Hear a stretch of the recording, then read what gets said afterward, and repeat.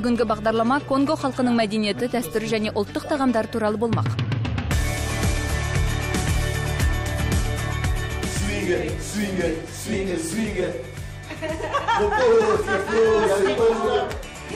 Дастархан үстіндегі қоспаларға қарап, өзімізге жақсы таныс тамақ дайындалады деп ойлап отырған боларсыздар. Бірақ бұл тамақтың дәмін татып көрмек түгілі, оның атында өмірі естіп көрмегендеріңіз ақиқат. Себебі бүгін Recipe for Friendship бағдарламасында конголықтардың ұлттық тағамы туралы айтатын боламыз. Сіздерге қасымда тұрған Обиди, Раиса және Джодиді таныстырайын. Олар маған атын өзімде есіме сақтап үлгермеген жаңа тамақ түрін үйретпек. Бүгін біздер Конго Республикасының өкілдеріне қонаққа келдік. Нақтылай айтсақ, Конго картада екеу, Демократиялық Республика және жай ғана Конго деп көрсетілген. Негізінен әңгіме бұрын Заир деп аталған Конго Демократиялық Республикасы жайында болмақ. Бұл туралы Киншасада туылған Обиди айтып бермек. Әңгімеміз адамдарды етене жақындатып, тіпті өте маңызды мәселелерді шешуге де ұйытқы болған ас дайындау барысында өрбіді. Сусонна мадису. Бұл нені білдіреді? Сусонна мадису бұл тауық пен үрме бұршақ деген сөз. Сонда жай ғана тауық пен үрме бұршақ деген ғой? Иә, дұрыс айтасыз. Қоспаларда баршылық екен? Иә.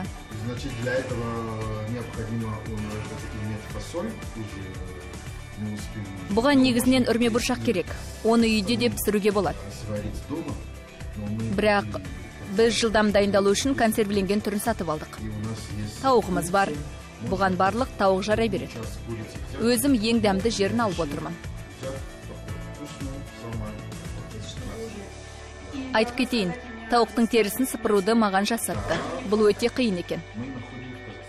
Обиди сияқты басқада біздің кейіпкерлеріміздің бәрі де Алматыда тұрса да, африкалық тағамды қазақстандық қоспалармен дайындағанды тәуір көреді екен. Бұл бізге де жасап көруге өте қолайлы екені даусыз. Обидидің өзі 3 жылдан бері Алматыда тұрады. Ол осыған дейін Екатеринбургте білім алып жұмыс істеген екен. Сосын күріш керек.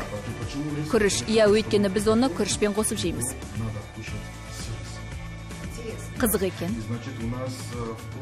Бізде Конгода күріш немесе фуфу қосады. Фуфу деген не? Фуфу деген езбе сияқты. Оны маниоктан жасайды. Маниок деген картоп сияқты, бірақ өте үлкен болады. Тамыр сияқты ма? Иә. Сондай кептіріп, содан ұн жасайды. Ол ямызға ұқсас бола ма? Иә, ямызға өте қатты ұқсайды. Таяуда Нигерия мен Ганадан келген тамаша жігіттермен танысқанымыз естеріңізде болар. Сонда амала деген тамақты әзірлегенде ямса ұнынан қамыр жасаған болатынбыз. Ал конголықтарда маниоктан дайындалатын фуфуда өте кең танымал дәм секілді.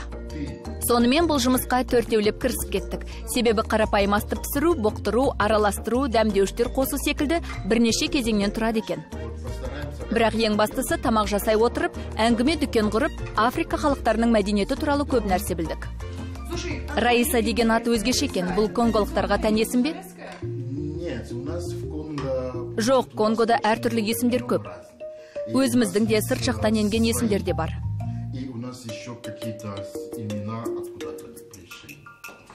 Сонда Раиса деген ат қайдан келген, біздің жақтан барған ба? Джамбо тобы мұндағы жігіттер туралы сәл кейінірек әңгімелейтін боламыз. Топтың әншісі Раиса дегенде соңғы буынға екпін қойып айтылады. Бұл атау Мысырдан шыққан көрінеді. Сонда Обиди деген даңқты, ал Раиса деген биік немесе маңызды дегенді білдіреді. Ол киелі кітаптан алынған ғой. Жалпы мұнда жай адамдар тұрмаған секілді. Иә, сосын тағы да 2 досымызды көресіздер. Біз олармен Бенджамин деген топта өнер көрсеткенбіз. Бұл французша Бенджамин дегенді білдіреді. Сіздерде де солай Бенджамин аталатын шығар. Вениамин деген есімде киелі кітаптан алынған. Бұл да еврей есімі, міне біздерде осылай. Сосын Володи, Валентин деген де бар. Бұл да римдік дегенді білдіретін есім. Иә, Валентин деген менің Алевтина деген атыма ұқсайды екен. Бірақ қысқартып Аля деймін. Міне, Валя деген осы. Ендеше кеттік. Конго деп аталған екі елдің бірі бұрын Бельгияның, екіншісі Францияның отарында болған. Әйтсе де, онда негізінен француз тілі қалыптасқан деген бір жақты пікір болмауы керек. Өйткені ол Парижде қолданылатын тіл сияқты таза айтылмайды. Сіздер Конго және француз тілін араластырып қызық сөйлейсіздер ғой. Я оны түсіндіре кетейін. Конгода 250-дей тіл қолданылады. Мен бұл жерде диалект туралы айтып тұрғаным жоқ. Тіпті отаршылдыққа дейін де солай болған. Бізде Демократиялық республика және жай ғана Конго деп аталатын екі Конго бар.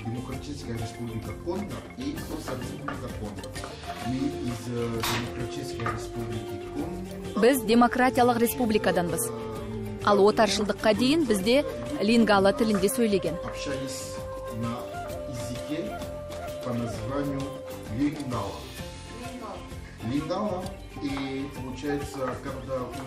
Дұрыс айтасыз, біз бельгиялықтардың отарында болдық. Олар келіп, бізді француз тілінде сөйлеуге мәжбүрледі. Дәл қазір таза француз немесе лингала тілінде сөйлейміз. Бірақ ол тілде жоғалып барады.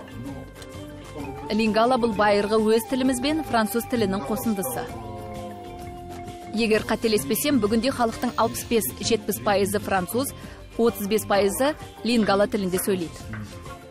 Жігіттердің барлығы да кәсіби музыканттар. Қазақстанда жұмыс істеу үшін OBD оларды арнайы таңдап алған. Өзі топтың продюсері ретінде ұйымдастыру мәселесімен келіссөздер жүргізіп, жарнама және репертуарды жаңарту жағымен айналысады. Және тағы бір артықшылығы, тамақты да тым жақсы дайындайды екен. Шамамен қанша уақытта піседі? Тауық шамамен 10 минут қайнайды. Аз уақыт қана ма? Иә, көп емес, 10-15 минуттай пісіреміз. Яғни тауық әбден жұмсарғанша, ал пияздың шырыны шыққанша қуыра береміз.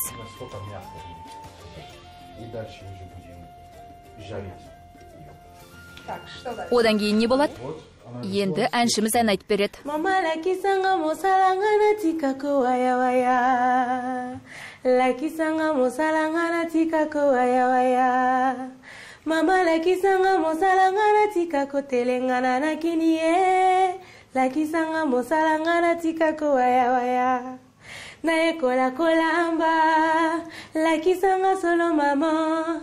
Lakisanga solo mama. Tango na kokola na yoka sonite. Қалжыңсыз, меніңше ол тамақ жасауды әнмен айтып жатқан шығар деп тұрмын. Иә. Әйелдер тамақ жасаса да, үй жинаса да, үнемі ән айтып жүретінін музыкаға теңеп, жеткізіп жатыр. Үнемі ән айтып жүреді. Бұл әнді мен қайталай алмайтын шығармын. Әлемнің кез келген ас мәзірінен жанымызға жақын нәрселер қашанда табылып жатады емес пе? Алайда мұнда жасалған ас әдеттегіден өзгешелеу көрінді. Дегенмен мұны өзімде кейін жасап көрмекке бел байлап тұрмын. Майды отқа қойдым. Енді сізге бір нәрсені айтайын. Айтыңыз. Рэп дегеніміз не? Мұны көбісі біле бермейді. Мәдениет туралы айтқанда өз тарихымызға да тоқталып кеткеніміз жөн болар.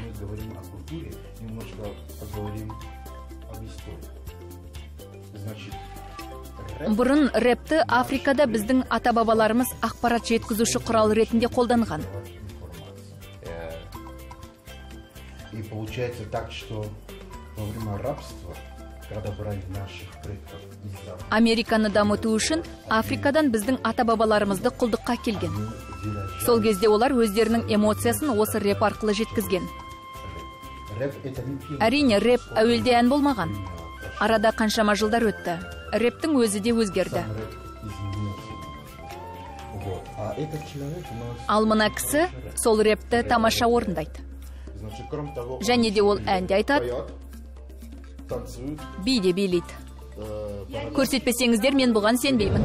7,07 €, je récite à l'aide du 25 sur OD. D'ailleurs, je suis toujours la même merde, c'est l'air à blanc OD. Y'a quelqu'un qui a confiance, il se connaît pas pour cap. Quelqu'un ne sait pas tant que l'on est rappé. Bref, on le verra après. Mon homme m'a appris de partager la cellule avec son frère. Parce que la paix est trahie par la raison. Que juge nos vies, mais qui n'ont jamais rien compris. Ce qu'on la scelle et son silence. Feront mes mots, tu feront pas. J'ai tes barreaux à renforcer ta patience. C'est bon à faire de l'acier. Jambo, jambo, koro. Number one. Yeah.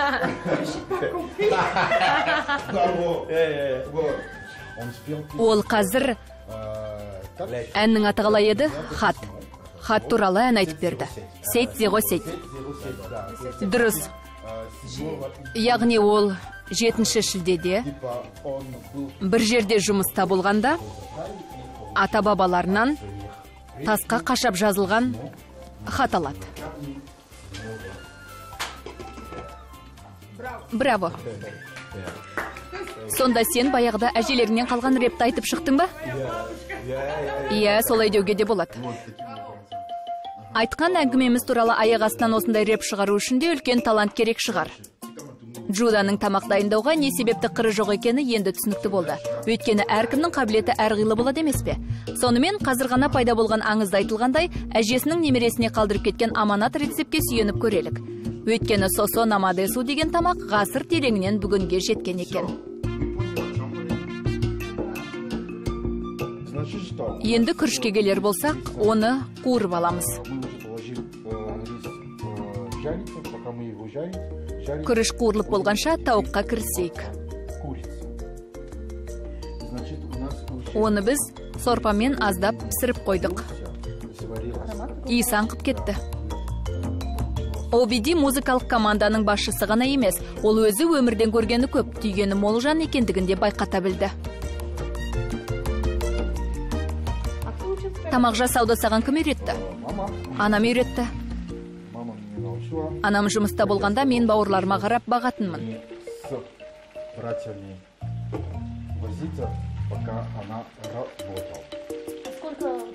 Қанша бауырың бар?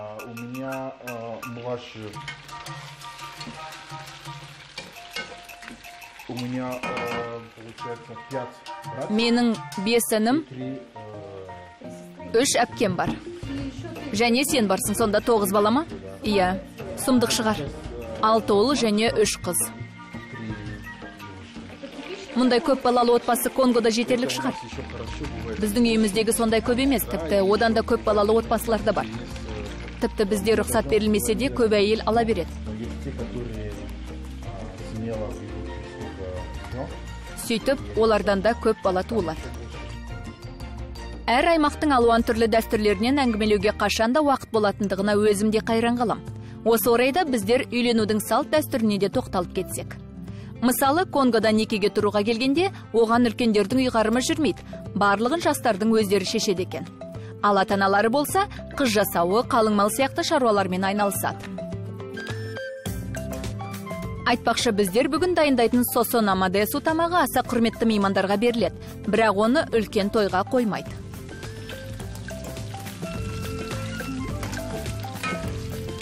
Міне күріштің де түрі өзгеріп жатыр. Бізге керек де осы. Бұған енді абайлап, ыстық су құямыз.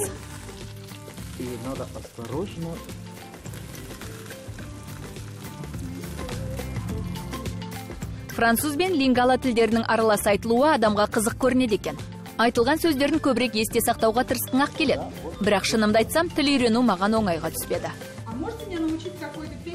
Кішкентай балалар айтатын әнді маған үйретсеңіздер қайтеді?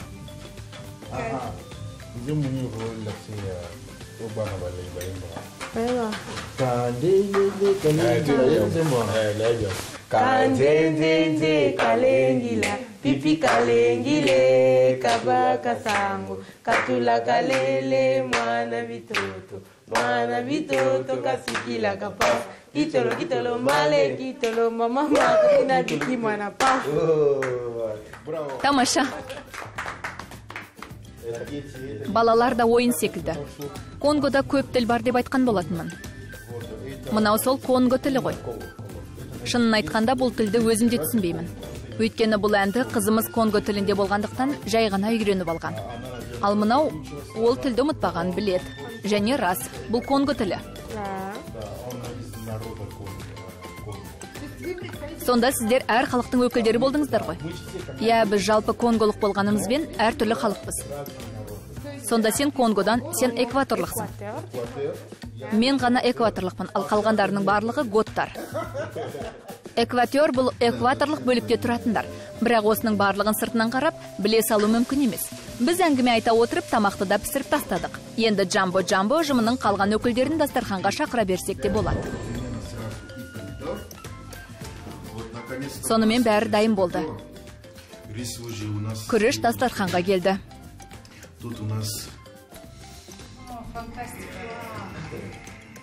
вкусно пахнет. Иісі аңқып тұр, керемет. Да, как раз у нас тут сосунамадесу уже готов. Сосунамадесу деген асымыз да әзір болды. Пробовал. Қазір дәмін татып көреміз. Значит, как у нас положено. Сонымен әдетте бізде бірінші қонақтан бастайды.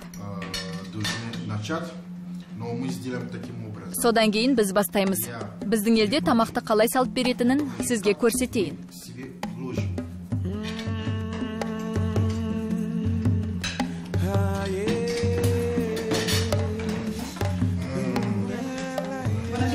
Ас болсын. Сонда менің түсінгенім, конголықтарда тамақты қонақтың өзі алып жей беруіне бола ма? Яғни өзіне не керек болса, соны ала беруіне болады ғой. Иә, тойғаныңша ала бересің. Көріп отырғандарыңыздай, қанша халық болса, сонша дәстүр бар. Конголықтарда мейман қанша ас жесе де, оған қонақжайлықпен қарайды екен. Кейін жігіттерді қонақ етер болсам, осыны есте сақтап жүргенім дұрыс болар. Бүгін біздер көп әңгімелестік, бірақ ең басты нәрсені айтпай кеттік. Топ туралы айтып өтсеңдер. Бәрін басынан бастап айтайықшы. Қалай деп аталады, қалай құрдыңыздар, жалпы осы туралы айтып берсеңіздер. Бәрін өзім айтып берейін. Тобымызға 3 жыл болды. Қалай деп аталады? Джамбо деген топ. Джамбо деген суахили тілінде сәлем дегенді білдіреді. Бұл тіл Африка елдерінің көпшілігінде қолданылады.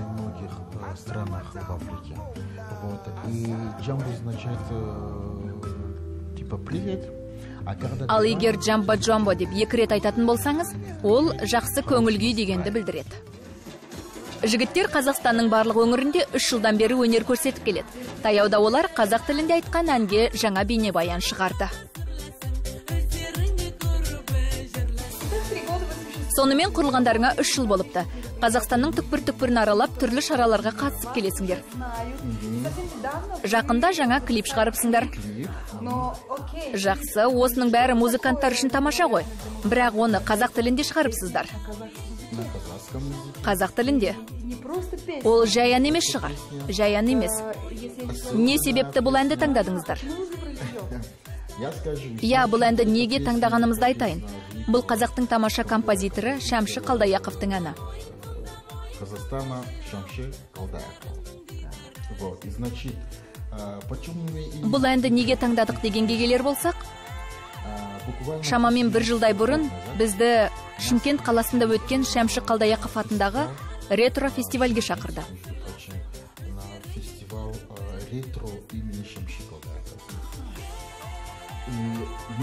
Сол кезде бұл кісінің өте керемет талант иесі екендігін білдік. Оның музыкасын естіген кезде ме? Иә, оның әнін тыңдаған кезде тамаша әуен екендігін түсіндік. Бірақ жастардан осы ән туралы сұрағанымызда, көпшілігі әннің сөзінде атында білмей жатты.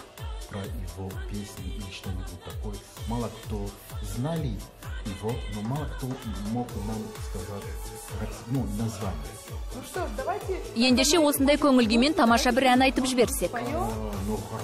Жақсы, айтайық. Айтайық, Раиса, бастайсың ба?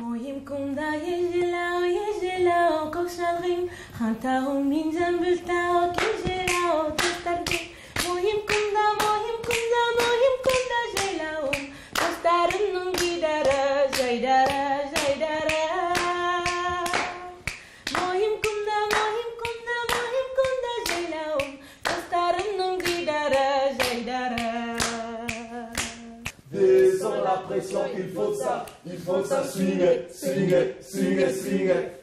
Il faut ça swinguer, swinguer, swinguer. Бәлкім қалай билейтініңді көрсетерсің? Иә, қане. Il faut ça swinguer, swinguer, swinguer, swinguer. Swinguer, swinguer, swinguer, swinguer. Yeah. C'est beau, c'est flow, c'est haut. C'est incroyable. Мұндай таныстыққа өзімде сондай қайран қалып тұрмын. Жігіттер, сендерге рахмет. Мерси боку. Қазақстанда қанша конголықтардың тұратынын білмеймін, бірақ барлығына айтар алғысым шексіз.